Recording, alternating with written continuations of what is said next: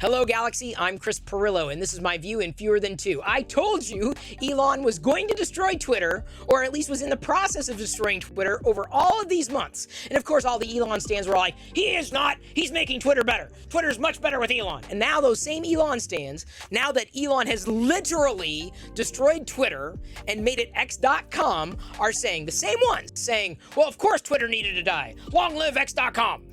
Which is it? Which god do you worship? Because it can't be both, okay? I'm not begrudging Elon for doing what he wants to do, nor am I casting aspersions over a platform that doesn't yet exist. Like the idea of a platform, this utopian, do anything, be anything to everyone, x.com, still a great idea, but it's a pipe dream.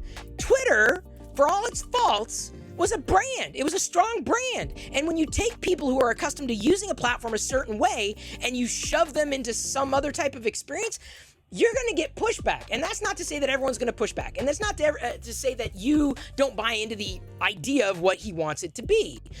But taking that brand and basically destroying it is destroying everything that he bought.